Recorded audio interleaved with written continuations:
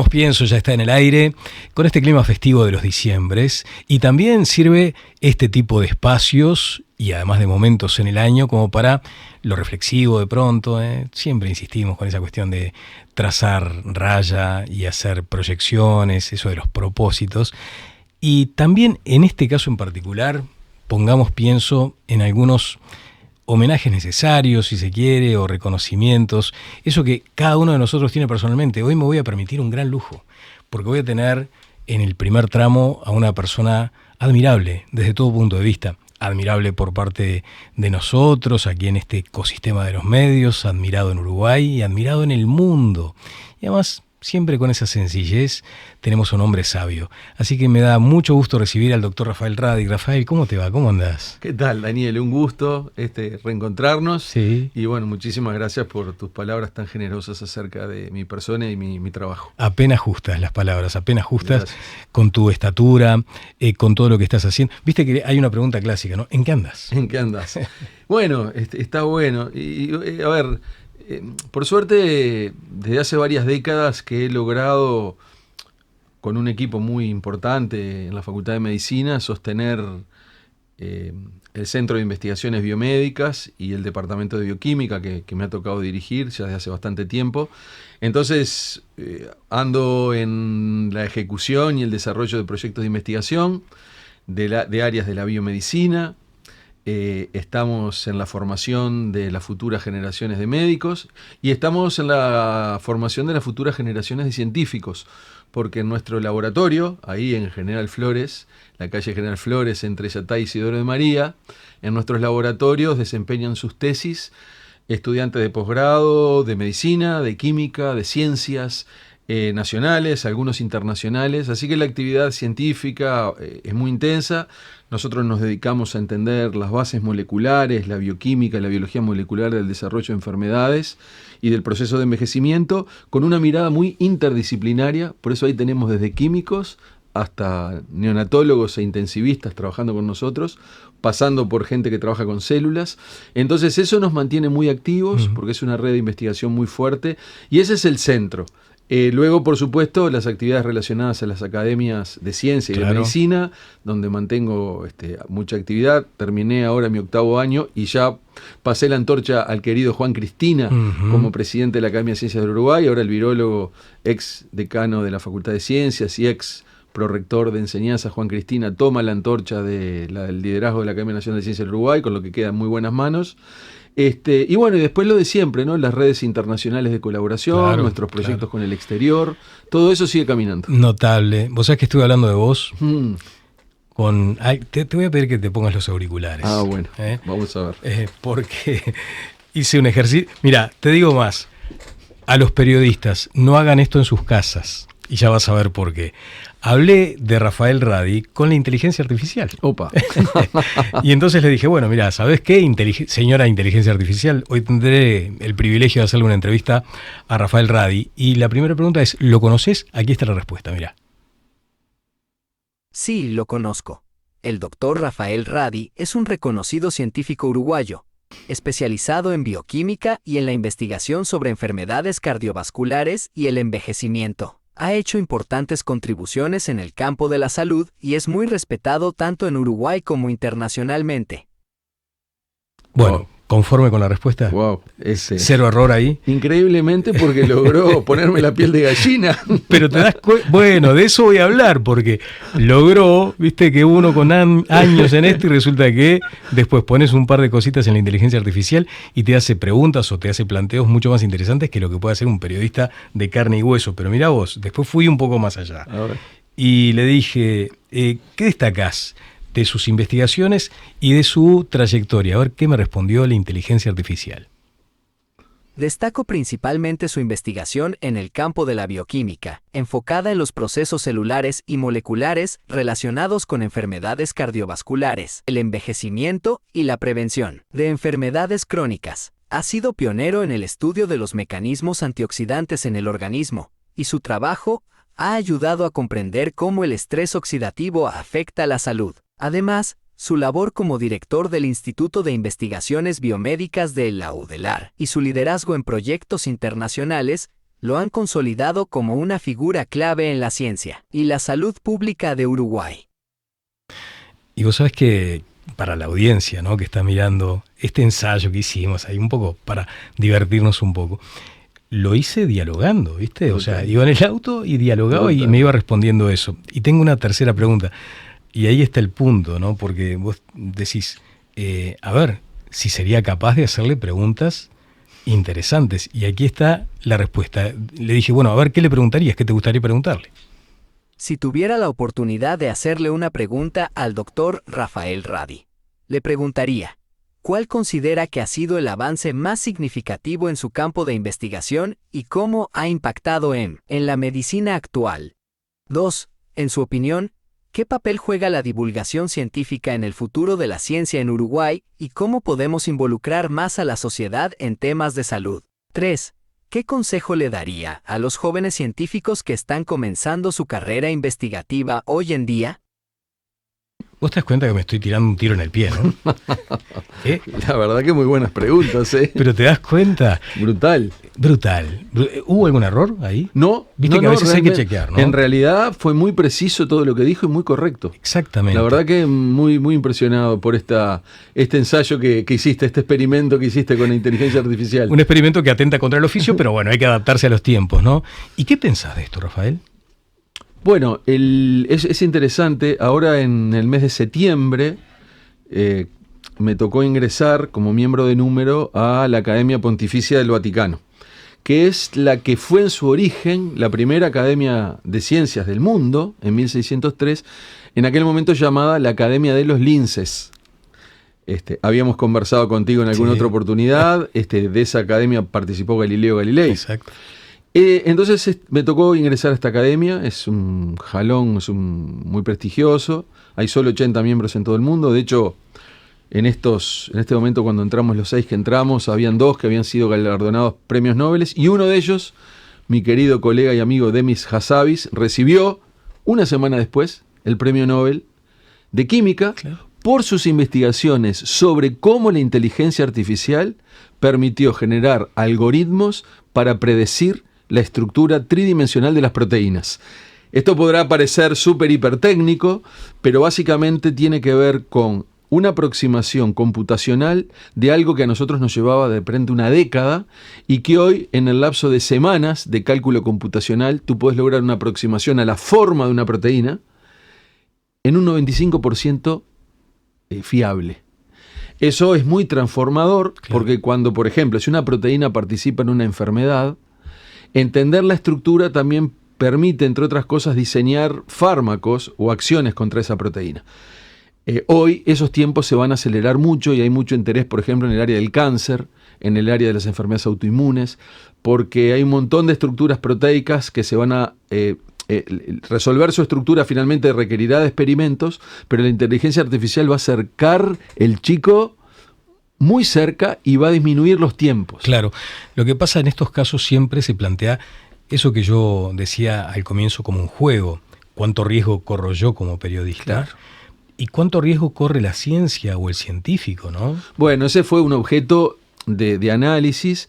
De hecho, este evento en donde participé en el Vaticano, uno de los ejes centrales de la discusión entre todos los que estábamos ahí era el rol de la inteligencia artificial en la sociedad y en el avance de la ciencia. Y ahí aparecen temas que son de carácter técnico, de desarrollo, de potencialidad, y hay otra capa de temas que son de carácter legal y otra capa de temas que son de carácter ético. Entonces, por un lado está la tecnología, cuyo avance es irrefrenable. Esto va a seguir creciendo. Total. Como toda tecnología, puede ser aprovechada para el bien o puede tener Su costado costados negativo. que sean negativos, sobre todo, entre comillas, por gente, entre comillas, malvada, Exacto. por decirlo de alguna Sí. forma, ¿no, verdad? Entonces, ¿cómo se logra, sin detener el avance científico y tecnológico de una herramienta que vino para quedarse? Ujú. Así- Que sea humano y que sea ético. Claro, así como cuando nosotros éramos chiquilines vinieron las calculadoras y muchos decían, pero no, van a dejar de aprender a sumar, restar Sí. y multiplicar, entonces y bueno, hubo ahí una evolución, luego vinieron primero las calculadoras, después las computadoras, ahora llega la inteligencia artificial. Entonces, ¿qué pueden hacer los países, las sociedades, los continentes, el planeta, para, sin detener el avance de la herramienta, lo que es irrefrenable, lograr que sea utilizada con conceptos éticos y legales donde podamos estar todos de acuerdo? Sí. El tema es de tal gravedad que participé en la primera charla del evento, vino un comisionado de la Unión Europea, porque Europa es el primer continente que ha generado una regulación en la utilización de la inteligencia artificial. Y eso está muy debatido, porque también están los que dicen, si me regulás, me limitás la velocidad. Claro. Entonces, bueno, la idea es que la parte técnica de desarrollo científico no se limite, pero que la aplicación tiene que pasar por algunos filtros. Y hay dos asuntos que se están planteando y que se discutieron en ese foro, había montones de los mejores del mundo de inteligencia artificial. Uno es agregarle a los programas de inteligencia artificial valores humanos. Es decir, la inteligencia artificial no puede ser racista. La inteligencia artificial, lo que surja, no puede alentar a la guerra. La inteligencia artificial no puede discriminar. Eso técnicamente se está incorporando a los propios programas como forma de autolimitar lo que los programas pueden hacer. Y lo otro es tener agencias independientes de chequeo que evalúan cosas que los desarrolladores pueden no haber visto del todo, y las agencias independientes, antes de dar una autorización, hacen un doble chequeo y ven que no se te escape. Ahí está el componente humano indispensable. Exacto, porque lo que no puede pasar, y de hecho hace unas semanas o algo así pasó en una instancia en Japón, que se le había indicado a la inteligencia artificial que tenía que trabajar X números de horas para resolver un problema, y que si no lo lograban ese número de horas tenía que abortar la misión, y el sistema continuó.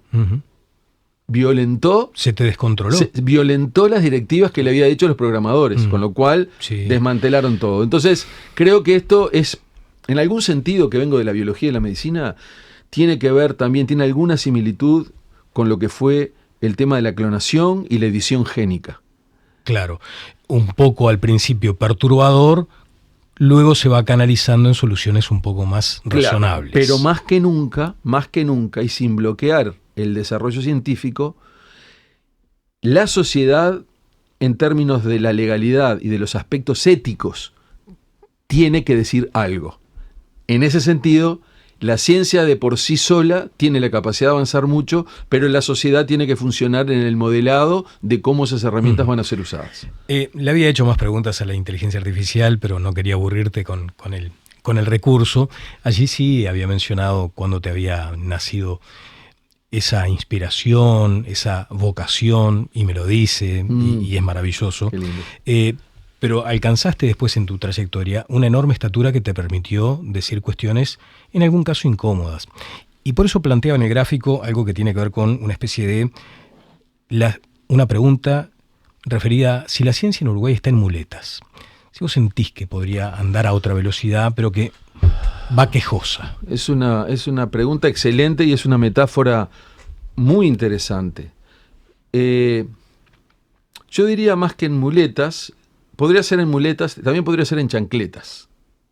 Es decir, podés caminar, pero la velocidad dista mucho de la velocidad que podría esa misma persona lograr. No digo lo de las muletas porque la muleta implica un cierto nivel de alteración en la base del funcionamiento. Y este es un sistema muy saludable, pero que no puede caminar a la velocidad necesaria. Hay que comprarle un buen par de zapatos deportivos con buena amortiguación y decirle, muchachos, adelante. ¿Y dónde están esos zapatos? ¿Dónde está esa amortiguación necesaria? Bueno, Uruguay ha hecho una transformación sustantiva en las últimas 3 décadas y media en el términos de sistemas científicos, de pasar a ser, cuando arrancamos, y yo era un estudiante todavía de la Facultad de Medicina, algunas poquitas decenas de profesores formados y con algunos estudiantes que queríamos meternos en esto. Una mención especial para el Instituto de Investigaciones Biológicas Clemente Estable, que sostuvo la ciencia nacional biológica en épocas muy difíciles donde en la universidad se había desmantelado todo, ¿no? Pero igual, eran 2, 3 decenas. Hoy tenemos una realidad de más de 2.000 investigadores. Claro, unas pocas decenas a más de 2.000 pasaron 3 décadas. En el caso mío pasó casi toda mi carrera, es decir, desde muchacho allá un investigador que está entrando en la última fase de su carrera. Entonces, hay cosas que se hicieron muy bien. Los programas de formación han sido sólidos, el respeto que hay por la comunidad científica uruguaya es alto, desde el exterior reciben a nuestros estudiantes y postdoctorados de brazos abiertos porque rápidamente se incorporan a los laboratorios, son productivos, son serios, son consistentes, tienen un método afiatado. Pero ese crecimiento no ha sido acompañado a la misma velocidad, ese crecimiento de personas no ha sido acompañado a la misma velocidad de un liderazgo organizacional a nivel político. Se ha oscilado entre una dirección de ciencia y tecnología, una secretaría de ciencia y tecnología, después fuimos de vuelta para atrás a la dirección, ahora parece que se crea de vuelta la secretaría. Entonces, no hay mucha articulación, no hay mucha incidencia en el Consejo de Ministros y por lo tanto no hay mucha incidencia en el presupuesto. Claro, y vamos a ir al presupuesto. Imaginaba que ibas a responder algo así, por eso puse otra frasecita que es saltar de lo pegajoso. Claro. Muchas veces el sistema es el que te succiona, ¿no? Claro, y en realidad a nivel no macroscópico del sistema de ciencia y tecnología, sino de lo microscópico, cada persona en su laboratorio haciendo sus estudios, los estudiantes que tenemos en la facultad, de otras facultades, de otros institutos como el Pasteur, el INIA, todos esos proyectos, a mí que me ha tocado circular por decenas y decenas de universidades y centros de investigación, no tenemos nada que envidiarle. Claro. El único tema que tenemos es las chancletas, que vamos más despacio. Claro. Y ahí vos perdés oportunidades, porque si fuéramos más rápido podríamos tener más liderazgo en determinadas circunstancias, a los estudiantes les llevaría menos tiempo doctorarse, el sistema lograría objetivos mayores, y creo que eso está todo arriba de la mesa hoy, que está operándose una transición hacia un nuevo gobierno que entiendo que ha planteado que la ciencia, la tecnología y la innovación van a ser foco del próximo quinquenio. Ojalá que sea así. Está bien.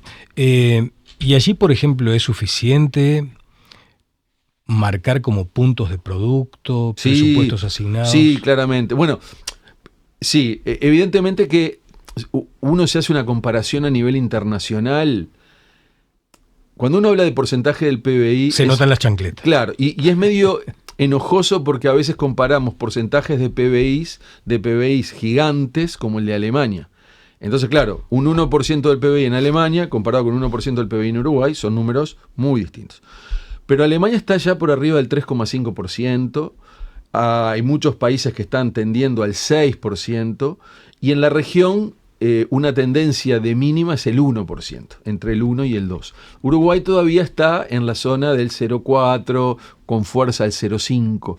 Entonces, queda mucha tela para cortar. De todas formas, yo estoy convencido, porque somos parte de una sociedad que tiene múltiples necesidades, que ese incremento tiene que marcar un objetivo, pero tiene que ser gradual, tiene que ser muy bien distribuido, tiene que ser muy transparente. Pero hay programas enteros que Uruguay no tiene. Uruguay no tiene un programa de reinserción de talentos. Si tú querés que un uruguayo talentoso que trabaja en Alemania y que la está descosiendo y te dice, Daniel, quiero volver a Uruguay, ¿qué chances tengo? Y prácticamente la chance es tendiente a cero. O le podés ofrecer un cargo muy precario, part-time, o sea, y sin ir más lejos, en la propia región. ¿Y vos cómo imaginás, por ejemplo, resolver ese punto? Porque es increíble que haya tanta riqueza, tanto talento afuera, uruguayo, con la cédula nuestra, y resulta que no los traemos. Y bueno, hay que lograr que haya programas de reinserción con financiación y llamados, y que se puedan insertar en instituciones de investigación locales, creíbles. O sea, que hay dos cosas, ¿no? El que quiere venir y quién lo va a recibir. Claro. Porque vos no podés venir a investigar en el fondo de tu casa o en el patio de tu casa. Entonces, esa conjunción de un buen talento con una buena institución, ese matching, si es bueno y es producente y vos lo podés demostrar, debería entonces haber un programa específico, con fondos específicos, que diga, bueno, Daniel Castro, usted que tiene familia, que tiene 35 años, que no va a venirse a ver qué pasa con 3 niños, le vamos a dar 5 años, renovable a 5 más. Entonces vos tenés una ventana de 10 años donde el tipo se puede tirar el agua. Hoy no tenemos ninguna herramienta de ese tipo, quizás la excepción fue, y a mí me tocó participar en el primer comité de selección internacional, cuando el Instituto Pasteur Montevideo hizo el primer llamado de investigadores, y era 5 más 5. Claro. Y ahí logramos digo logramos porque me tocó estar por la universidad en el comité de selección, que un conjunto de investigadores del exterior y de otros países vinieran a Uruguay y que están en Uruguay. Claro, doctor, pero vos sabés que hay que fondear eso, ¿no? Sí. ¿Y de dónde vienen los fondos? Bueno, ahí está. Ahí otra cosa importante. Los fondos de investigación en los países siempre tienen dos componentes, un componente público y un componente privado. Normalmente el componente público inicialmente es el más importante porque tiene que apalancar al sistema para que luego el componente privado, con una política de articulación, se meta. Pero, por ejemplo, los edificios, el equipamiento de alto porte, las becas, eso lo da solo el Estado. Ninguna empresa privada te va a decir, no, voy a poner un microscopio electrónico para que lo use. No, el microscopio electrónico se adquiere por un llamado de equipamiento, que lo hace el Estado. Por ejemplo, la ANI, que de hecho hay llamados de equipamiento, pero lo que pasa es que el dinero siempre es poco. Y luego que eso va creciendo y que las capacidades básicas se van instalando, si vos vas generando articulación con el sector privado, hay ahora toda una movida con startups en Uruguay, lo ha hecho el Instituto Pasteur de Montevideo, también está esta iniciativa del Uruguay Innovation Hub. Si esa gente del sector privado ve que hay personas, hay equipamiento, hay edificios, hay buena luz, hay buena conectividad a internet, bueno, entonces me animo a hacer un proyecto contigo. Claro. Pero yo no voy a tirar plata en una inversión para ver si me funciona en un lugar que es inestable, que se me corta la luz, que me entra agua por el techo, que el microscopio tiene 30 años.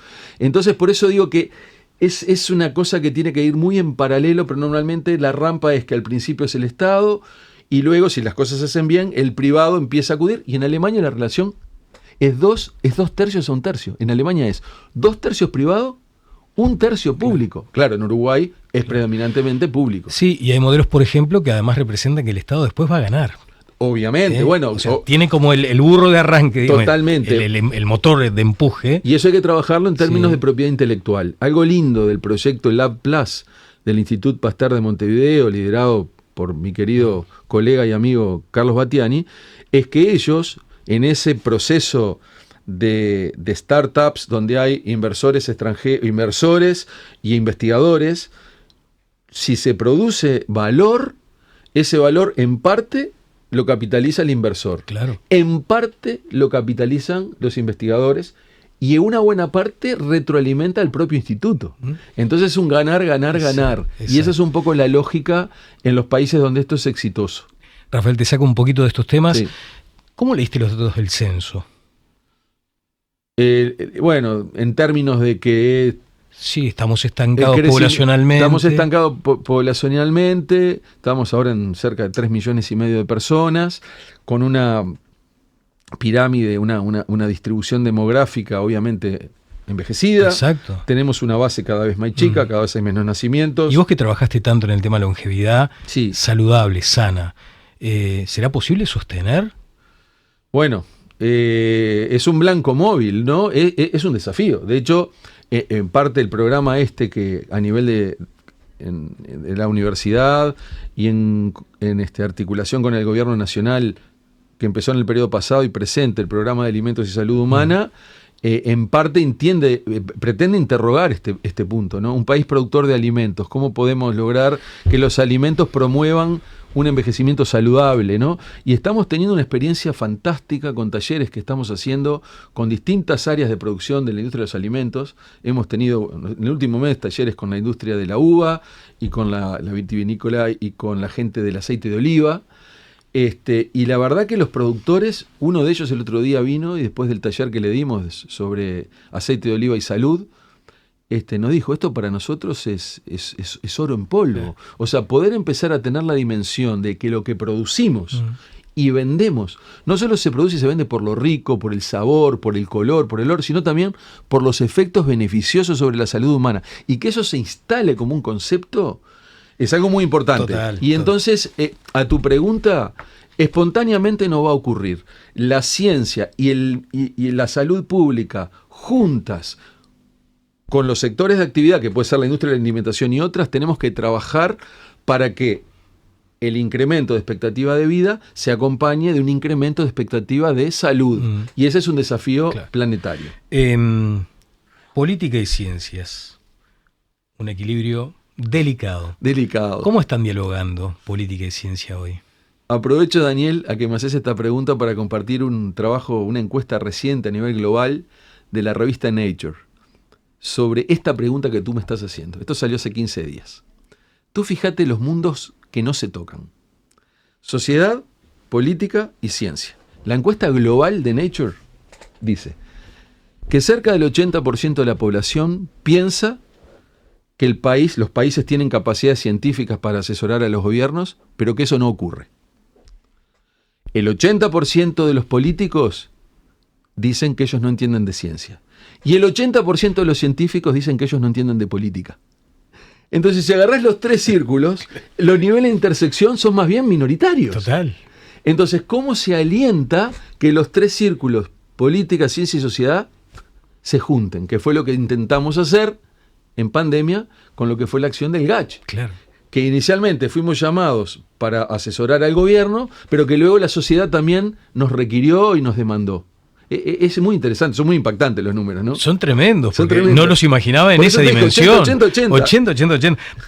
Uruguay dio entonces un ejemplo de que es posible una convergencia.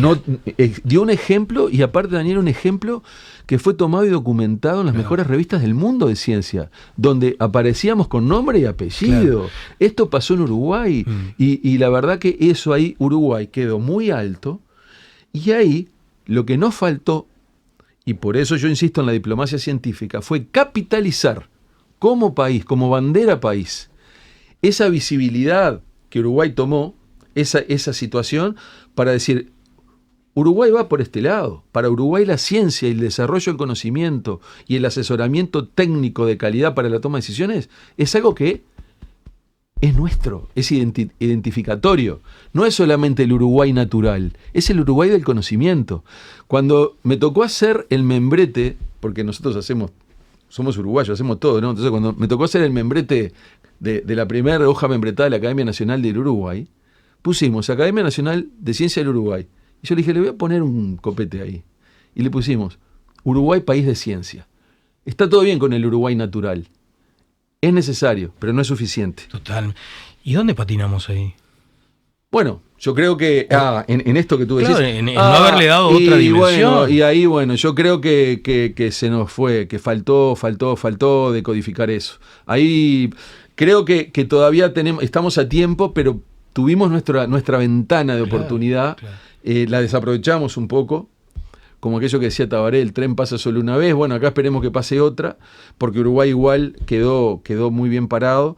Pero yo digo, que en un país como el nuestro, con un sistema educativo extendido, con una población educada, alfabeta, con los valores republicanos y democráticos que hemos cultivado desde hace tanto tiempo, nos tenemos que presentar como un país comprometido con la educación, comprometido con la sustentabilidad, que apuesta al conocimiento, respetuoso de las normas, respetuoso del medio ambiente.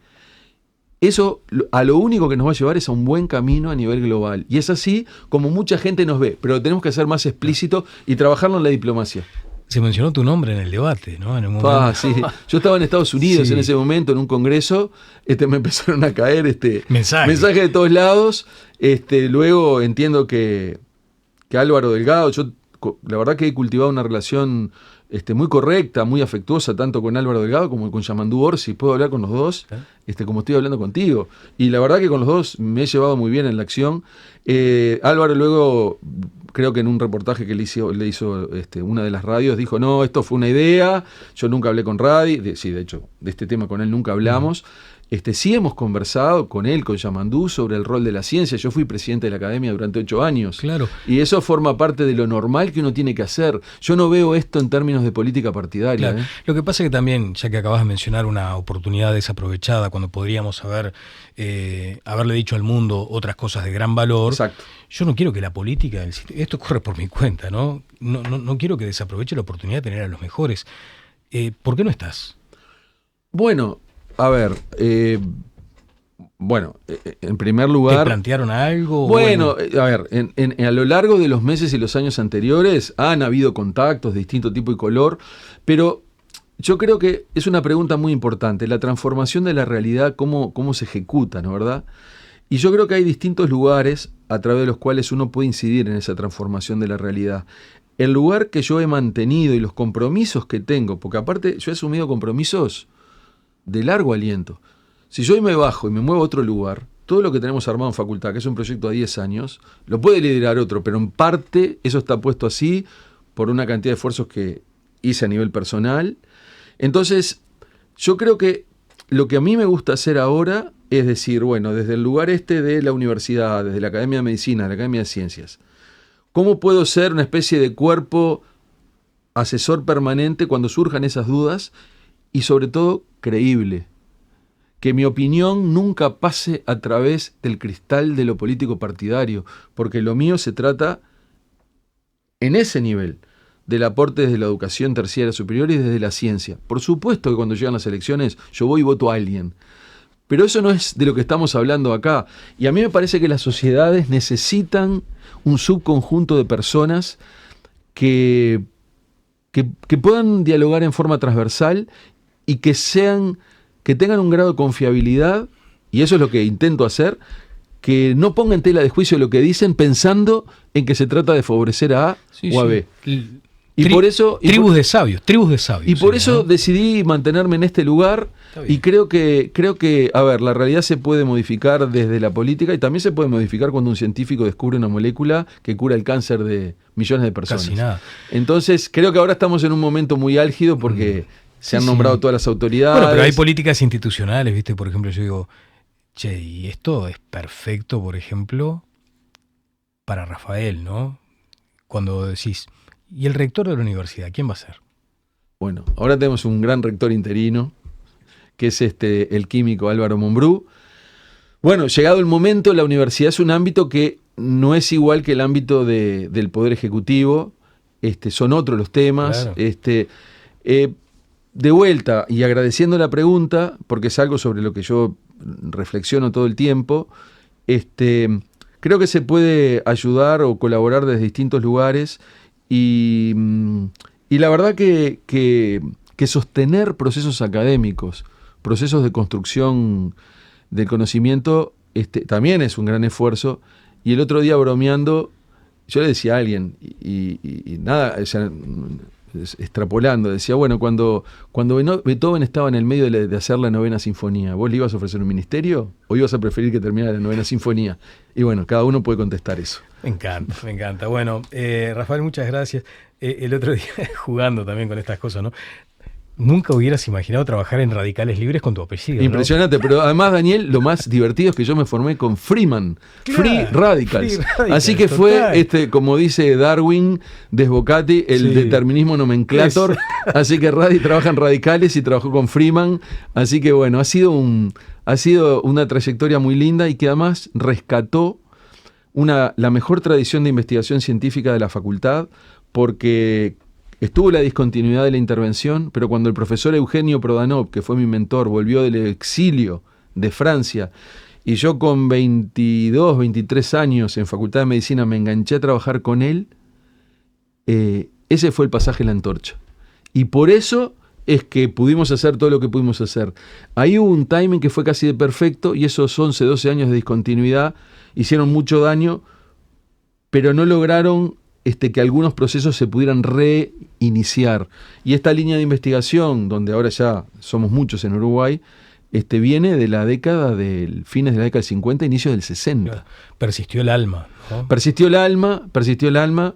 Recuerdo que cuando llegué al grupo y lo reiniciamos con Prodanov, que ya era un hombre grande y yo era un muchacho, teníamos una discontinuidad de la literatura científica de 12 años. Había un golfo ahí, un agujero negro. Y hubo que repechar eso, ¿no? Eso es toda otra historia. Es otra historia que algún día, si querés, la hablaremos encantada. Con mucho gusto. Rafael Radi, muchas gracias. Daniel, ha sido un gusto, como siempre, un placer conversar contigo. Bueno, y adelante con todas las iniciativas tan frescas. Gracias. Una pausa brevísima y seguimos. Pongamos pienso en este tramo del año, ya casi en el cierre, en este espíritu festivo que tenemos en diciembre. Porque logramos hacer que todos los rincones del país estén electrificados.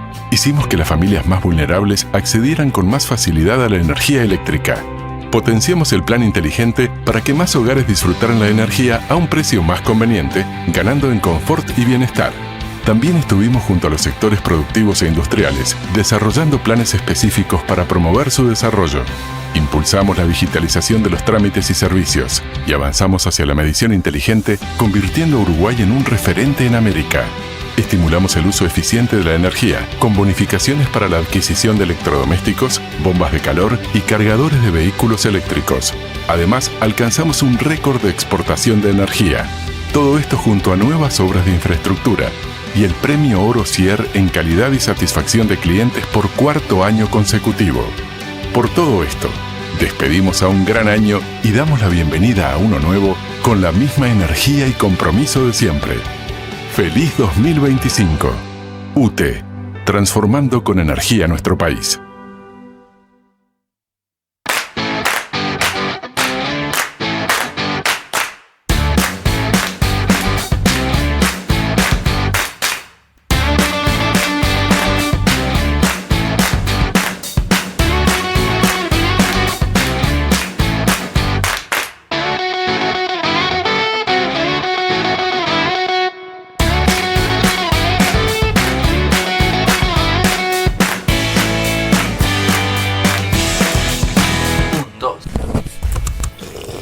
Maravilloso.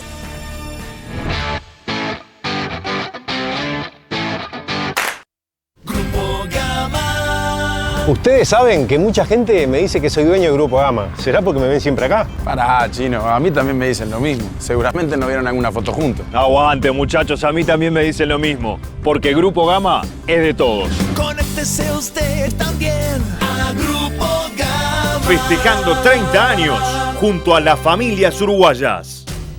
Patrón, patrón, patrón, patrón, patrón, patrón. Si es sanitaria, es patrón. Líderes en mantenimiento sanitario.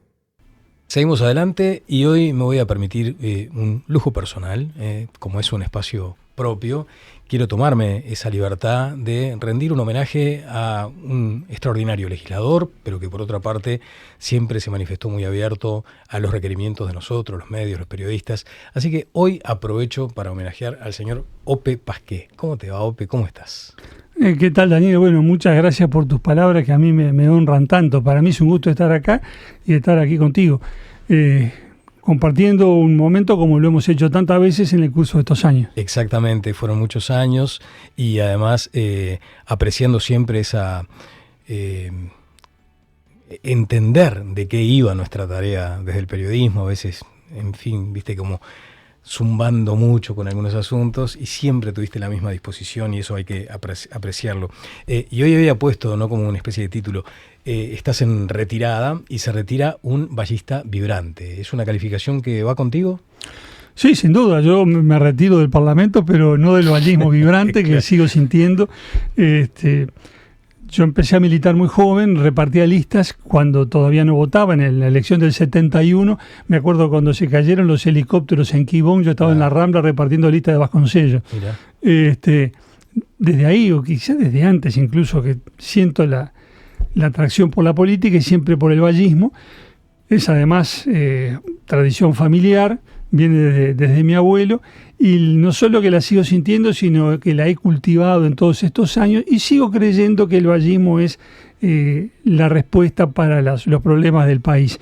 Y me alegra mucho que la sociedad uruguaya mayoritariamente lo siga sintiendo así, porque cada vez que se hace una encuesta y le preguntan a la gente por cuál es la ideología que prefiere, dicen el ballismo de Valle y Ordóñez, no cualquier otro, porque ellos dijeron variante, pero el ballismo de Valle y Ordóñez sigue concitando hoy la adhesión de la mayoría de la sociedad uruguaya. Y más allá de las distintas vertientes políticas en las que la sociedad se expresa, yo creo que esa coincidencia básica es el lecho de roca de la convivencia pacífica de la sociedad uruguaya, y eso a mí me pone muy contento. Bueno, salvo algunas excepciones que se manifiestan públicamente, muchas veces se dice en Uruguay todos somos ballistas, ¿no? por esa concepción, salvando a aquellas personas que no están para nada de acuerdo con esa afirmación.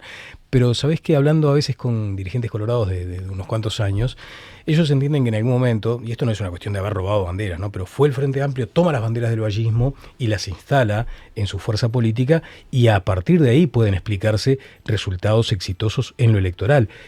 ¿Cómo observas ese fenómeno en particular? Bueno, el Frente ha tenido un éxito electoral innegable, eso es así. Sin duda tomó algunas cosas del ballismo. Por ejemplo, la prédica a través de lo que nosotros llamábamos los clubes de zona, en el frente son los comités de base, toda esa estructura de gran despliegue territorial, como se dice ahora, de mucha participación desde la base, todo eso es así, lo tomó el frente y tuvieron éxito. Pero desde el punto de vista ideológico yo creo que hay una distancia insalvable. ¿Por qué?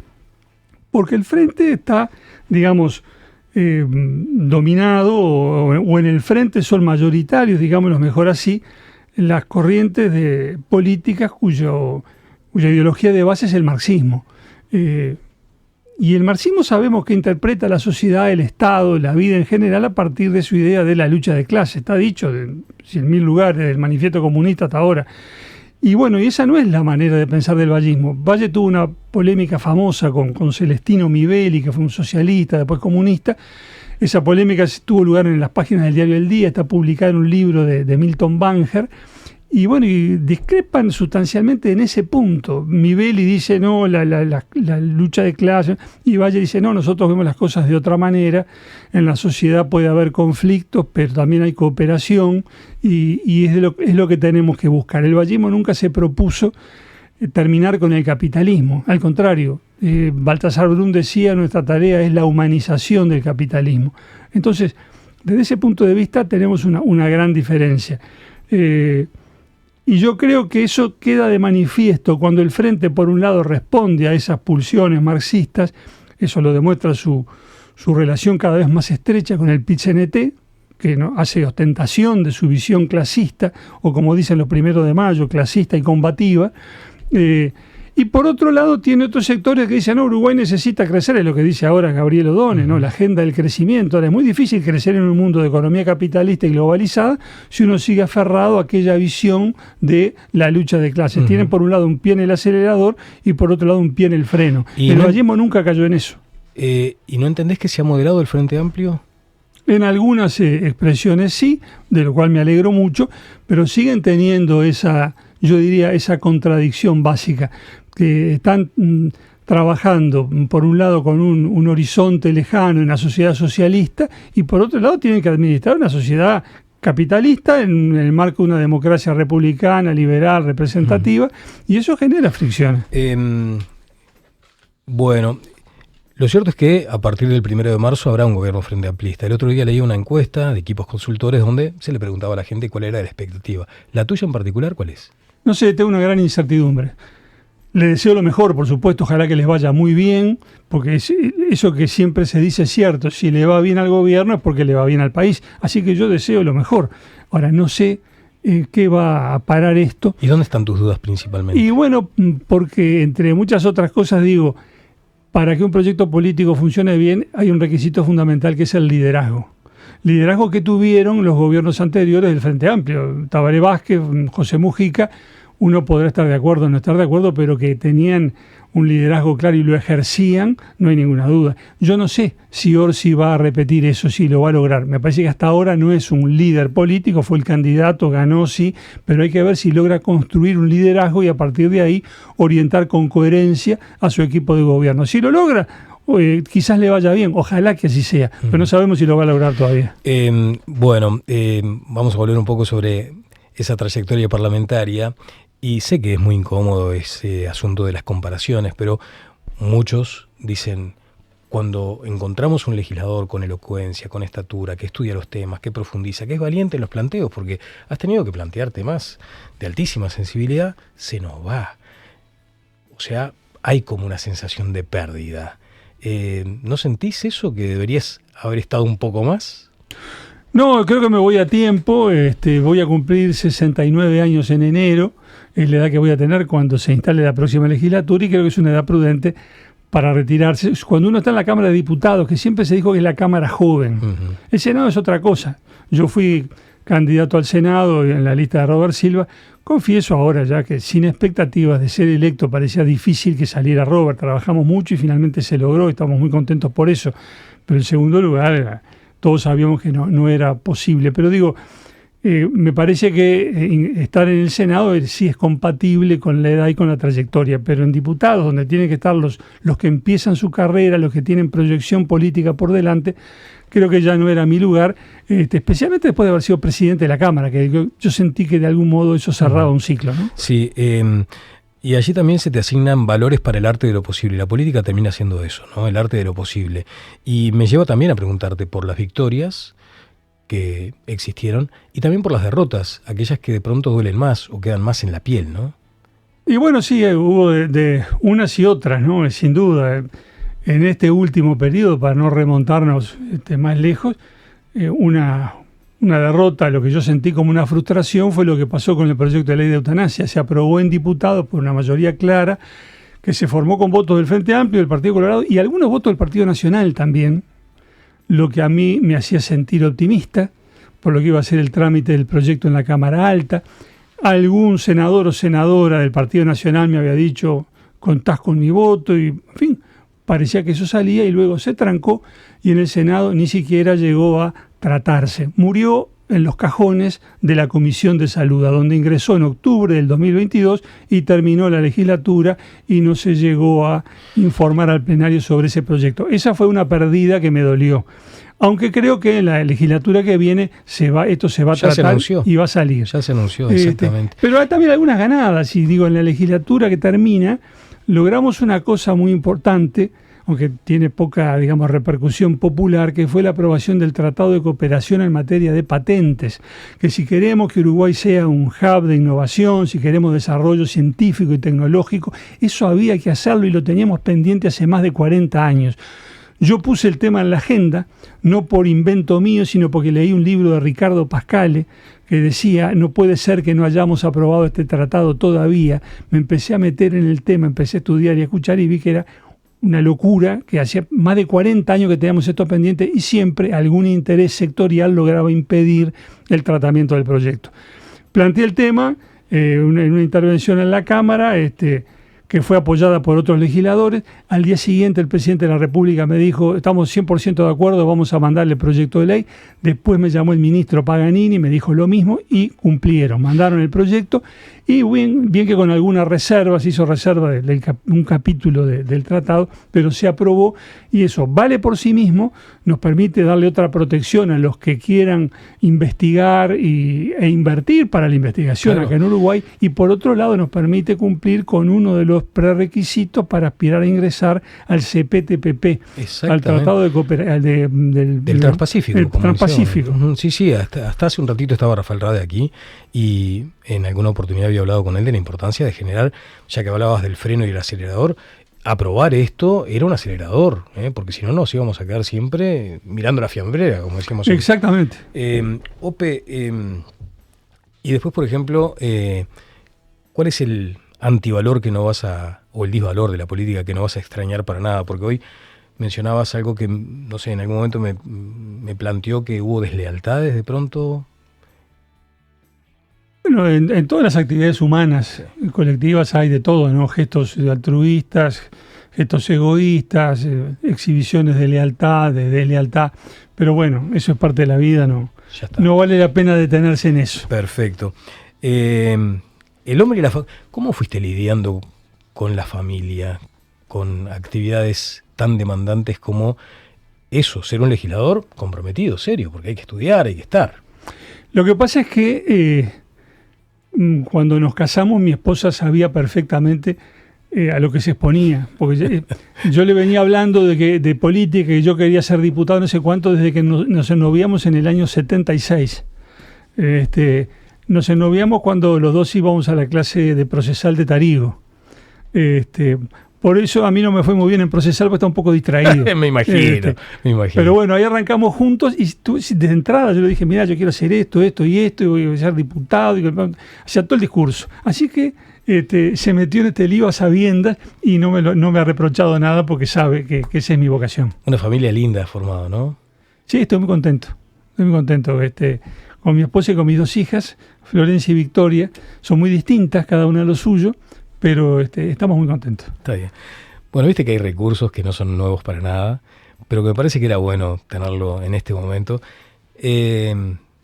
porque tiene que ver con esto que queríamos hacer con OPE. Que fuera un espacio, no tanto para hablar de política, que es tan apasionante y uno siempre aprende, sino para esto. Mirá quiénes están llegando. Así que salúdense en este estudio. Vos sabés que me parece que estaba muy bueno. Estaba muy bueno. Tomen haciendo por acá. ¿Cómo es? Esto es así, totalmente libre. No me dijeron nada, ¿eh? No me dijeron nada. No, pero ahora te voy a contar algunas situaciones que se dieron. Ay, pero muy bien, ¿cómo va? Qué bueno. Bien. Vos sabés que... No, el otro día pensaba, digo, no puede tampoco ser un programa, viste, así como común y corriente, hablando de esto que nos apasiona. Y tenía a Victoria, a la que había tenido en la radio hace un tiempo, y también a Florencia, con la que habíamos hablado. ¿Dónde estabas en ese momento? Málaga. En Málaga. Entonces digo, Vicky, ¿qué te parece? Mira, quiero recibir a tu papá en una entrevista en el streaming, quiero hablar con él obviamente de este momento del retiro, y estaría bueno meter una llamada de Zoom con Florencia. Y dice, ¿sabes qué? Está acá. Así que las tenemos aquí, Ope. O sea, les voy a decir que te pregunten algo, ¿no? ¿Qué le preguntan a papá en este momento tan delicado, tan especial de su vida política? Pero vos, ¿qué les dirías a ellas? No, yo trato de no decir mucho porque a veces dicen, papá puso play, se agarran la cabeza y huyen, porque empiezo a hablar y así que no. Al contrario, comprometo la brevedad de mi respuesta. Pregunta nomás que... Perfecto. Bueno, Florencia, muchas gracias por estar acá. Por favor, es un placer. En este país que tanto te quiere. Sí. ¿Y al que abandonaste ya o no? Todavía no. No, o sea, lo abandoné mucho. O sea, voy, viste, que laburo otras cosas y yo una vez por año vengo siempre. Sí, obvio. Estabas en Málaga, me dijiste, cuando... Ahora, bueno, vivo por el mundo. Yo vivo en un barco que está mayoritariamente en Bélgica, Holanda y Alemania. Y bueno, después cuando no estoy trabajando, en general estoy en Madrid o en Málaga. Claro. Ahí es donde te pregunto como padre, Ope, ¿cómo asumís esto? La verdad que está bravo. Yo me pongo en el lugar, digo, verle a la Florencia en los barcos, por todo el mundo, desempeñando su arte. Sí, claro, uno quisiera tenerla acá todo el día, pero por otro lado, si no puede estar en lo de ella, en lo que es su vocación, cantar, etcétera, digo, más vale que esté donde puede realizar eso que a ella le gusta. Y por otro lado, los medios de comunicación cambiaron el sentido de la lejanía. Cuando mi hermano, yo tenía un hermano menor, se fue también porque era músico, le gustaba tocar rock and roll, acá en el Uruguay de la dictadura se sofocaba, se fue, vivió en Holanda muchos años. Y entonces ahí nos comunicábamos por carta. Claro. Y las cartas eran en los años 70, 2 y 3 meses entre una carta y otra, a veces eran cosas muy breves, otras veces más largas, pero costaba escribirlas. O sea, una gran sensación de distancia, de lejanía. Y en cambio ahora es el WhatsApp y es no solamente cómo estás, cómo te va, sino las cosas más cotidianas. A ver, fíjate en el cajón de la cómoda a ver si yo dejé ahí un blazer, un buzo. Entonces da una sensación de estar compartiendo lo cotidiano, ¿no? Totalmente. Bueno, Victoria, embarazada además. Sí. Queremos celebrar eso especialmente. Ya por explotar. Ya, ¿no? Queda poquito, un mes. ¿Y esa condición de abuelo? Estoy esperando para estrenarla. Ah, mamita, eso sí que está bárbaro también.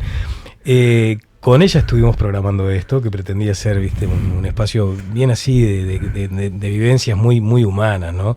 Y vos me decías algo, en principio, fueron procesando la despedida de Ope de la política, o por lo menos del Parlamento, ¿no? ¿Cómo lo fueron trabajando en la familia? ¿Cómo lo fuimos trabajando en la familia? Bueno, a ver, yo siempre, desde que está esa idea, porque, bueno, papá la viene pensando hace mucho. Y ya nos había dicho a nosotros, siempre eso tiene idas y vueltas, por supuesto los compañeros no quieren, se genera como idas y vueltas en ese sentido, pero yo siempre se lo dije, que era momento de un descanso. Hasta 50 años en la vuelta, 50 años, es mucho tiempo de servicio al país y arrancó los momentos más difíciles. Yo creo que dio mucho. ¿Y se te deslizó algún reproche en algún momento? Jamás, creo que no. No. ¿O no? Está. Entiendo que no, para mí siempre fue un ejemplo, siempre fue una referencia, y a mí de las cosas que más orgullo me dan es cuando me dicen que me parezco a él. Y seguiste además esa línea, por lo menos pretendés, ¿no? Rebeldona igual. Rebeldona. Sí, nunca me di el paso definitivo, ¿no? Como que 100%. Además siento que me falta, yo te dije también. Claro. Siento que me falta prepararme todavía, no creo que está un poco como que subestimado lo que significa dedicarse a la política. Y en mi casa yo lo viví muy diferente. Viví que es una actividad que es noble, que hay que ser muy responsable, que requiere mucho estudio, mucha preparación, hablar con mucha gente, estar muy dispuesto a escuchar, a cambiar de opinión, a revisar. Y después, cuando uno está convencido, meter para adelante. Eso no es fácil. Y entonces yo siempre pensé que si me iba a meter tenía que estar muy segura. Y todavía no me llegó ese momento del todo. Siempre coqueteando, pero... Sí, pero ahí está claramente lo que te dejó o lo que te deja OPE por esa cuestión de encarar la actividad con un sentido muy humano y muy profesional. Y hoy comentábamos eso. De pronto vos te armás un enorme discurso, muy convencido, muy documentado, muy profundo, y resulta que no tiene el impacto en este tiempo que vos esperabas. Y sin embargo un cortecito en una red social tiene otro... ¿Cómo se observa esa nueva política OPE? Bueno, sí, yo lo noto. Y me hace sentir que no pertenezco a este tiempo, que lo mío es otra cosa. Yo el otro día bromeaba con Alfredo García, ¿no? Sí. Y le decía, yo resulta que me tomo hora para hacerte una gran nota para tu semanario, y me dice, mentira, escribiste 2 o 3, nada más, que cierra. Pero digo, después de eso, resulta que me los comentan 2 o 3 personas. En cambio, si se me ocurre un tuit inspirado con 1 o 2 frases, eso ya tiene una gran repercusión y los periodistas me llaman y me preguntan por ese tuit que subí y me hacen notas a propósito de eso. Entonces, hay una cosa que te exige mucho más esfuerzo y te rinde mucho menos, y otro modo de comunicación que es exactamente lo contrario. Con poco esfuerzo obtenés gran resultado. Y yo no mejor dicho, no insulto, no utilizo malas palabras, pero si lo hiciera, más resultado todavía. La sociedad está así. Claro. Dijimos que además no era el ánimo en esta instancia de profundizar en la filosofía política, porque para eso vamos a tener tiempo seguramente, ¿no? Pero en definitiva, ¿podemos hablar de un debilitamiento del sistema, de una precarización, de algunas luces de advertencia para el sistema democrático con esto? Y bueno, son cambios que hay que tener en cuenta y hay que acostumbrarse a trabajar en este nuevo medio, en estas nuevas circunstancias. Yo no creo eso de que todo tiempo pasado fue mejor. Creo que las sociedades cambian, los modos de comunicarse cambian, el lenguaje cambia. Yo me doy cuenta que utilizo el lenguaje muchas veces pasado de moda, me lo dicen permanentemente mis hijas. Y bueno, cada una. Y hay que corregir eso, pero eso lo pueden hacer las nuevas generaciones, las que hablan naturalmente el lenguaje de hoy. Sí. La democracia tiene que adaptarse y yo creo que puede hacerlo, pero bueno, hay que hacer el esfuerzo. Florencia, ¿vos, política? Yo tuve ahí un paso muy fugaz, sí. Y nada, en realidad era... ¿Qué disparaste después? Sí, me tomé el palo, decididamente. Huyó de pavoría. Pero porque también, por lo que decía mi hermana, yo crecí en una casa donde la política yo la veía con buenos ojos, porque era una cosa de persona honesta, que trabajaba mucho, que se preocupaba por los demás, y yo dije, bueno, si esto es lo que hace mi padre, yo quiero hacer lo mismo. Porque este es mi ejemplo, para mí la política es esto. Entonces, desde muy chica, desde mis 9 años, empecé a ir a actos y empecé a participar y a entender y todo eso. Más allá de que creo que, no es para mí, porque yo tengo una vocación muy clara y muy firme por lo que son las artes, especialmente cantar y actuar. Sí. Capaz que también podría hacerlo, ¿no? En otro universo podría dedicarme un poco a la política, pero un poco lo hice, y de hecho fui, creo que te comenté, suplente de concejal. Claro, sí, me acuerdo que... Sí. Hace 1000 años. Sí, esa experiencia. Pero, y de hecho fui y ejercí mi suplencia, y dije, ¿qué hago? ¿Qué estoy haciendo? O sea, señora, ¿qué hace acá? Yo no entendía nada. Y dije, no, esto no es para mí en realidad. A mí eso de ayudar a la gente me repinta. De hecho, yo hice tremendo show de beneficio de CEPRODI. También lo recuerdo. Y también tengo previsto, que te he comentado, que sueño con hacerlo a beneficio de los viejitos del Piñero del Campo. Sí, es cierto. Pero lo mío va más por ahí. Es una beta que yo sé que lo puedo hacer bien utilizando el arte. La política la vi siempre con buenos ojos porque mi papá era el que me mostraba las cosas. Sí. Vamos a ir repasando. Un recurso muy típico además de esto es compartir algunas fotografías que nos han acercado de parte de la familia, y en ese sentido, claro, hay imágenes maravillosas, ¿no? Eso hacía en tu despacho yo el otro día, sospechosamente, cuando me quedé sola. Claro, y además... No le voy a decir, pues se está muriendo del pudor que le da todo esto. Me imagino, Ope lo conozco también un poco y sé que esto un poco lo incomoda, ¿no? Máxima exposición familiar. Sí, total. 30 años pero permitime la licencia, Ope. Mira con Draco. Sí, permitime esa licencia. Además, mucha complicidad porque tenían previsto irse para afuera, ustedes, ¿no? Entonces, ahí es donde Victoria me dice, digo, mirá, invité a tu papá, pero dice que la idea es irse a descansar. Deja que lo arreglo con mamá. Así que estás ahora condicionado por esa decisión familiar. Yo estoy encantado con tenerlos porque además, obviamente, representa la forma de humanizar al político. ¿Se les arrugó el corazoncito en algún momento con algún ataque personal a tu papá? Obvio. Bueno, ella muchísimo. A mí también. Yo soy más de que me caliento. Me enoja, me muerdo la lengua para no decir de todo. Mismo en momentos tempranos de mi adolescencia yo lo bloqueaba, papá, de Twitter y de Facebook, así yo me podía despachar tranquila de cualquier barbaridad. Después en un momento crecí, lo desbloqueé. Y entendí que, bueno, lo que deben ser esas charlas. Sigo diciendo, yo digo malas palabras, a él no le gusta. Somos de generaciones diferentes, pero sí, yo tiendo a ser más calentona y diría muchísimas más cosas si no fuera porque él tiene su estilo. Claro, de pronto sin entrar en mucho detalle, pero hay un momento en particular que vos decís, cómo me dolió esto, lloré horrible, me calenté, espantoso. Y bueno, por decirte una reciente, a mí me dolió mucho lo que pasó con la ley de eutanasia, por ejemplo. Me parece que, más allá de que lo pienso por el país, para mí es una buena ley, creo que la gente la quiere, creo que la gente reclama por esa ley, seguramente esté sesgada, pero yo creo que fue una de las veces más recientes en las que el partido se acercó a una causa verdaderamente popular, ¿tá? Y que estuvo del lado de cosas que la ciudadanía pedía, reclamaba y que se hizo propio ese proyecto. Y me parece que fue bastante injusto que no se tratara ni siquiera en la Cámara de Senadores, y me parece que más allá de todas estas consideraciones que te digo, que el proyecto es bueno en sí mismo, me parece que un tipo que está hace 50 años de servicio público a este país, con pausas obviamente, la gente piensa que fue ininterrumpido, ¿no? Estuvo 20 años dedicado a la actividad privada, pero siempre estuvo. Entonces que la Cámara de Senadores ni siquiera lo tratara, sí me dolió mucho. La decepción es una palabra que está en tu resumen, digamos, en tu puesta a punto de esta trayectoria. Hay como una sensación también ahí de... Bueno...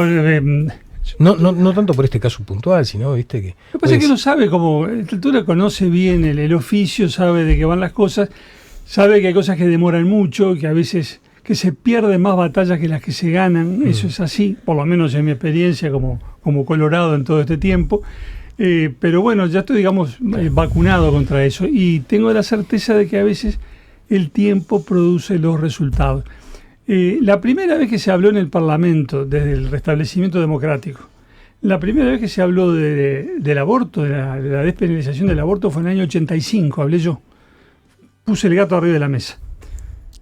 Se presentaron proyectos, cosas.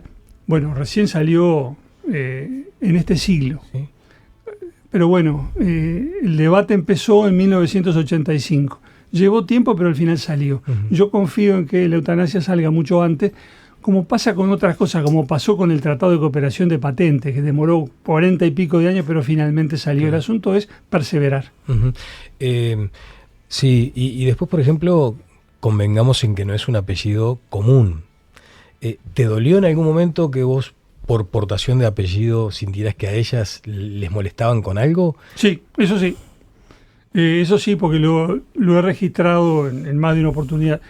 Sobre todo con relación a Florencia al principio, a que yo creo estar viéndolo ahora con relación a Victoria. No me voy a referir a ninguna circunstancia en particular, pero eso lo noto, sí. ¿Y te dolió? Y me duele y me amarga y me frustra. ¿Pero sigue pasando, por ejemplo? Ah, sí, yo creo que sí. ¿Qué estamos un poco más intolerantes? ¿Qué? Y hay algo de eso, ¿no? Hay gente que divide al mundo, de los que piensan como uno y los que piensan lo contrario, y de los que piensan como lo contrario son, en el fondo, los sienten como enemigos. Y bueno, y esa lucha se despliega en varios frentes, ¿no? Por suerte, creo que la mayoría de la sociedad uruguaya no piensa así, no actúa así, que la nuestra sigue siendo, pese a todos los pesares, una sociedad tolerante, pero en algunos ámbitos no es así, y bueno, si vos te embanderás políticamente, como obviamente en mi caso no puede ser de otra manera, pues soy diputado, bueno, después todos los que están a tu alrededor quedan con eso que para unos es simplemente una señal de identidad, para otros es una especie de estigma, ¿no? ¿Y a vos cuándo se te arrugó ahí el corazón? Muchas veces cuando me hacían vacíos por ser hija de pero quiero hacer un disclaimer sobre este tema. Perfecto. Que es que, por supuesto que es injusto que a cualquier persona lo juzguen a favor o en contra por ser hijo de, ¿no? Pero para mí es un orgullo tan grande tener los padres que tengo. Ojalá me sigan señalando y decir, vos sos hija de Ope, sí, y de Elena, y porque qué orgullo tener los padres que yo tengo. Ojalá que todo el mundo estuviera tan orgulloso como nosotras de tener los padres que tenemos. Yo no me fui a España por ser la hija de mi padre ni la hija de mi madre. Me fui porque quería tener una mejor vida, más libre, cantando y ganando mejor.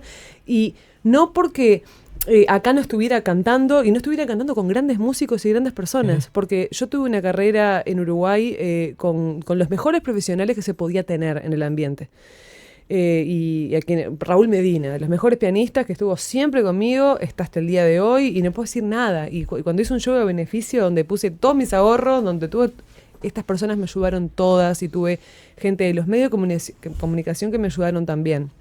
Entonces, a diferencia de lo que algunas personas pueden decir, o incluso me comentan capaz en algunos videos en TikTok, y se fue porque es la hija de... No, yo me fui buscando, y lo encontré, una forma de desempeñar mi rol como cantante, y también buscando un futuro como actriz que estoy encontrando, pero, o sea, estoy muy orgullosa de dónde vengo y de los padres y la familia que tengo. Eso es importante, que me sigan diciendo que soy hija de... Maravilloso eso. ¿Y a futuro qué? Además te miro la pancita. ¿Para cuándo? 25 de enero, en principio, pero yo creo que se va a adelantar un poco porque es bastante grande. Acá somos grandes, y del lado del padre también. Así que seguramente me salga otro capricorniano. Otro capricorniano, sí. Enero, gente buena. Sí. Ay, Dios. ¿Y qué ves a futuro? Porque obviamente, ¿no? ¿Vas a seguir abrazada a la política? Y seguramente, o sea, es parte de mi vida. Yo nací adentro de... O sea, te contaba la otra vez, yo me llamo Victoria porque en el 94 en el Partido Colorado. Y está muy metido en lo que yo soy. No sé cuándo será el momento en el que diga, doy el paso, me meto de lleno, si seguirá por un tiempo más de costado.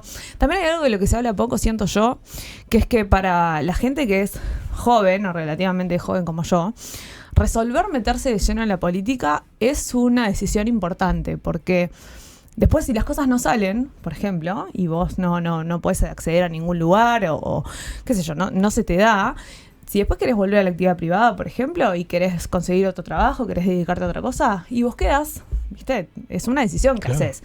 Después, yo qué sé, a las empresas les puede no interesar que vos estés tan pegada a tu imagen esté tan pegada a un partido, o pueden pensar, quizás si contrato a esta persona, en cualquier momento, no sé, cambian las circunstancias políticas y se nos va, entonces por ahí esa inversión no les rinde. Entonces, es un paso a dar, y yo creo que es un motivo por el cual los jóvenes muchas veces estamos medio al margen de los lugares de la toma de decisión, y que no se dice tanto. Esto es verdad que hay gerontocracia, todo lo que ya sabemos que hay, pero esto también pasa. Y de repente vos, cuando ya tenés una vida consagrada, tu situación económica está saldada, todo eso, tenés 60 años, y bueno, ahí hay mucho menos riesgo. Claro. Yo creo que eso explica un poco eso. Claro. También. Bueno, tenía ese juego de las preguntas cruzadas, pero se deben preguntar todo en la casa, así que qué necesidad de hacerlo acá, no tiene mucho sentido. Pero sí me animo de pronto a decir, hablaron de esto de coaligarse y que sea... Porque ¿qué pasa? En la consideración común y corriente de cualquier ciudadano, los blancos y colorados lo mismo, se van a juntar ahora en una coalición y se van a amontonar y van a hacer un partido. Llegan a ese nivel, por ejemplo, no de síntesis tan absurda y tan grotesca, pero llegan sí a considerarse, ¿no será momento de consolidar una coalición o decir que no se nos desdibujen las fronteras ideológicas, las sensibilidades, Ope? Bueno, es un tema que está en proceso, ¿no? Yo no me siento en posición de tener una definición ahora sobre eso, porque hay, me parece, consideraciones demasiado lineales no son de recibo en un tema tan delicado que tiene tanto que ver con sentimientos, con emociones, con tradiciones. Hay quienes dicen, por ejemplo, y bueno, si en octubre la coalición republicana hubiese ido con un solo lema, hubiésemos votado todos con un lema común, ahí ya teníamos la mayoría parlamentaria. Yo no sé si es así, porque de repente si en octubre hacíamos lo que hicimos en noviembre, que votaran al mismo candidato, capaz que en octubre nos iba como nos fue en noviembre. Porque hay gente que dice, no, mirá, yo conozco de eso un montón. Yo soy colorado, yo soy vallista, yo voto al partido siempre. Ahora, si otro lema, yo veré qué hago. Bueno, hay que contar con eso.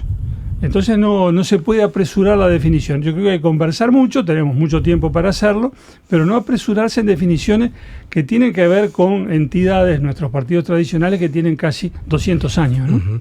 ¿Y acá incide, por ejemplo, lo generacional para este tipo de consideraciones? No sé si incide mucho lo generacional. La verdad que no lo pensé. Yo lo que sí, una de las conclusiones que me animo a sacar de noviembre es que para mí todo el tema del coalicionismo fue una cosa muy cupular, digamos, una cosa muy de la dirigencia de los partidos, y no la vi tan instalada en las bases de los partidos de la coalición. Creo que esa es una posible explicación de lo que pasó en noviembre, sumada por supuesto a otras cosas, porque nunca es un solo factor. Entonces, no digo que no. A ver, yo quizás acá incida un poco lo generacional. Yo sí es que no nos vamos a juntar por un tema que a esta altura ya tiene que ver con tradiciones y cosas casi rituales que, no sé, que quedaron en el siglo XIX y que, no sé, el ponche sobre todo. A mí me parece medio insuficiente eso para decir ahora no vale la pena juntarse en un lema común, que es lo que, si la gente eso es lo que quiere y lo que está pidiendo. O sea, me parece una razón medio floja. Si hace tiempo que estamos en un barco parecido y decimos que tenemos que ver, o sea, que tenemos mucho más que ver entre nosotros que otra cosa y que compartimos valores, ideas y principios, entonces no me hace ruido meternos en un lema común. El tema es, ¿eso es algo que realmente estratégicamente sirva? O sea, yo descarto las objeciones de principio, porque me parece que son flojas. Lo que me pregunto es, no me queda claro que sea tan cierto que de verdad la gente lo esté pidiendo, porque para mí en noviembre la gente dijo otra cosa. Pero tenemos 5 años para ver esto, también creo que es medio temprano. ¿Y vos, desde lejos, qué ves? ¿Te metés en estas discusiones o ya decís, no, señora, no? Yo estoy en una, Daniel, un poco apartada. En realidad, no se puede estar completamente apartado de esto si tenés a tu hermana, así, a tu padre. O sea, en mi familia es medio difícil apartarse. Aunque no quiera, porque, pero, ¿sabes lo que pienso? ¿Qué vendrá? O sea, no tenía ni idea, chan, chan, chan, chan. Que también, o sea, no solamente, papá decía hace un rato, no, yo hablo diferente, utilizo palabras que ya no se usan. Yo tengo una forma de pensar hoy que ya es obsoleta. Yo creo que mi hermana, que tiene casi 10 años menos, nosotros pensamos bastante diferente en muchas cosas. Yo me considero bastante más tradicional que ella, por ejemplo, que la generación de ella. Y bastante más ceñida a los valores tradicionales, sí, en general. A mí, gracia no me hace meterme con todos ahí, todos juntos. Pero no porque los otros sean malos, ¿viste? Una cosa que el otro es el enemigo, toda esa cosa. No compro todo eso. Yo soy payista, lo fui siempre, me siento profundamente colorada. Y no me identifico mucho. O sea, si me decís si garpa o no garpa, sí. Capaz que sí. Yo que siento que no quiero. Claro. ¿Eso de vieja y nueva política, por ejemplo, cómo se decodifica? No sé muy bien, ¿sabes? No me parece que esté muy claro. Creo que hay que llenar un poco de contenido eso. Creo que en estos años, por ahí estaría bueno que empezáramos a intentar descubrir un poco más. Eso, no sé, yo nunca lo repetí, por ejemplo, pues no sé si me queda muy claro qué quiere decir. Claro, porque además hay una interpretación posible, que es decir, bueno, yo quiero una nueva política con los valores de la vieja política, aquellos buenos valores. ¿Te metiste también en...? Sí, perdón. No, que sí, que adhiero. Ajá. Eso. ¿Y vos sobre eso? Yo recuerdo cosas que leía, fíjate vos dónde me voy a remontar, que leí en el diario El Día hace muchísimo tiempo, que a veces cuando se insistía con lo viejo y lo nuevo, los editoriales del Día, a veces los escribía el doctor Leonardo Guzmán, Decía, la diferencia importante no es entre lo viejo y lo nuevo, sino entre lo bueno y lo malo. Bueno, o sea, porque viejo es Aristóteles y nuevo es Mussolini. O sea, bueno, entonces, ¿qué es lo que importa? Lo que importa es lo bueno. Tratemos de hacer buena política, que a veces se hace con ingredientes viejos, ¿no? Y a veces, por un exceso de novedad, de repente se pierde de vista el ABC del oficio que los veteranos conocen, ¿no? Entonces uno cree que tiene un montón de votos, pero a la hora de adjudicarse las bancas le tocan 2 o 3 porque hizo mal las listas. Claro. Eso es no conocer el oficio. Exactamente. Sí, además yo, si me preguntás, estoy como más en la línea de ir a recuperar algunas cosas que creo que perdimos. Siento que en lo de lo nuevo, que no sé muy bien a qué refiere. Yo estoy con una idea en la cabeza hace mucho tiempo que creo que nosotros como partido, el sistema político en general, pero como partido tenemos que recuperar algo que para mí es bien ballista, que se dice poco que es ballista, como que no es uno de los rasgos que se destaca, que es la audacia. Para mí tenemos problemas que son bastante graves, bastante estructurales, que hace mucho tiempo que nadie los resuelve con decisión y tira una idea de esas que rompen paradigmas, que son nuevas. Eso hizo el vallismo. Y eso explicó mucho del éxito de este país en muchas cosas. Se estaban proponiendo y se estaban charlando cosas acá en Uruguay que en el mundo no se hablaban. Eran experimentos, se decía despectivamente. Que se volvieron demasiado pudorosos de pronto. Sí, todo muy hacia el centro. Esta cosa de que en Uruguay las elecciones se ganan hacia el centro. Entonces no te conviene ser muy audaz, ser muy novedoso. ¿Y dónde verías la audacia? Un tema audaz, por ejemplo. Las drogas, por ejemplo. Yo creo que alguien tiene que proponer algo audaz con respecto a eso. Legalizar.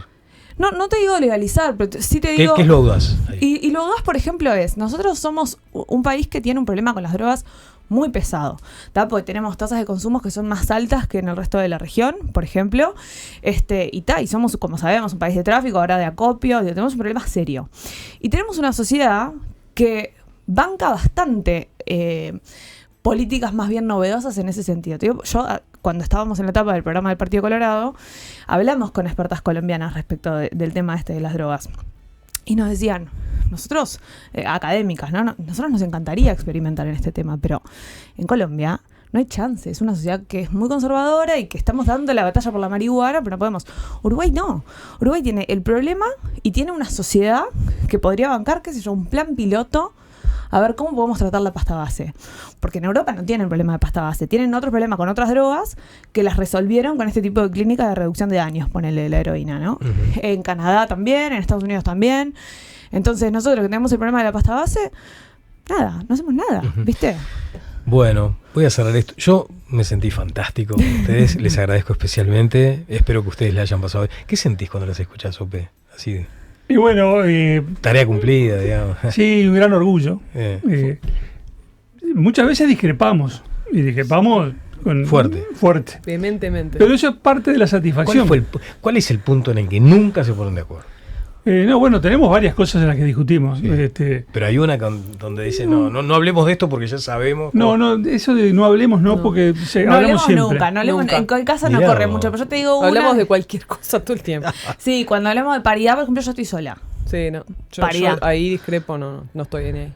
Y él tampoco. Yo tampoco, discutimos frecuentemente por eso. Ese es un lindo tema de la sobremesa que...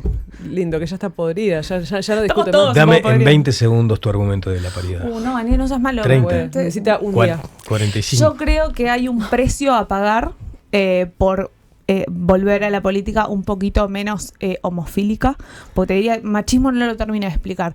Es una antorcha que se pasa sistemáticamente entre hombres y que pone una barrera de entrada muy alta para las mujeres. Entonces, sí restringís la libertad del elector, sí, como también la restringís cuando ponés la edad en la edad que hay y cuando también la ponés con la pena de penitenciaría, que te suspende la ciudadanía, etcétera. Sí la limitás, pues yo creo que vale la pena porque si no, eso nunca se rompe y lo estamos viendo en Uruguay, que estamos cada vez peor. Hay cada vez menos mujeres. ¿Y por qué discrepas con eso, Florencia? Pues yo creo que eso es discriminación. También, para que yo no tengo tanta poder de síntesis, necesito tipo 14 horas para desarrollar una cosa que fue una tesis en la facultad que se llama discriminación positiva. Esto empezó en Estados Unidos en la década del 60, todo, vos ya sabés todo eso, no importa, ni te explico. Pero ahora yo creo que no es necesario. En un momento lo fue y ahora creo que no. Yo les daría mucho para adelante para que laburen mucho, saquen sus listas, laburen muchísimo, bastante, y dejen de beneficiarse del laburo de otros. Nada, la tiro porque ahora me va a pegar un tiro. Pero, ¿sabes qué? Te tiro una pregunta buenísima que le puedes hacer a él. Dale. Porque lo vas a aniquilar. Pregúntale cuál es tu color favorito. Uy. ¿Cuál es tu color favorito, Ope? Eso tiene que ver con un juego cuando eran chicas. A ver. Juego. Pero el que tengo puesto en este momento, por ejemplo, es este. Claro, es por Es día. terrible. Es terrible. Es por día. ¿En serio? Es Entonces como un- imagínate No una niña de tipo 6 años que necesita certeza. Claro. Eh, Papá, ¿cuál es tu color favorito? Hoy es el verde que tenés puesto. Y yo me volví loca. O decía, bueno, puede ser verde de las montañas o azul de los cielos. Pero no, decime un color para siempre. No puedo así, me explota el cerebro. Y no había manera. Bueno. Y cuando ves esta discusión, por ejemplo, y vos tenés una posición además clara, ¿cómo moderás? No, discutimos, discrepamos y a veces en tono subido, pero yo me alegro mucho que piensen con su cabeza. Yo siempre creo que el resultado de la educación es ese, gente que piensa con su cabeza, entonces cuando las veo argumentar así, muchas veces discrepamos, digo, bueno, tarea cumplida. El de chica nos decía, cuestionen todo, lo que les digo yo también. Y nos lo tomamos muy a pecho. Es maravilloso, este cierre perfecto. Ope, muchas gracias. Muchas gracias a vos, Daniel. Y que te tengamos cerca siempre. A la orden, hay que hablar, con mucho gusto. Bueno, Vicky, Florencia, muchas gracias. Muchas gracias Un a vos. placer. Ha sido genial tenerlos. Bueno, y estamos cerrando con esto, como decíamos, en este diciembre que se presta para estas emociones a flor de piel. Nos reencontramos el jueves a las 8 en los canales de YouTube, el viernes en Asuntos Públicos de TCC y además por DirecTV a través de CRTV para todo el país. Que pasen muy bien.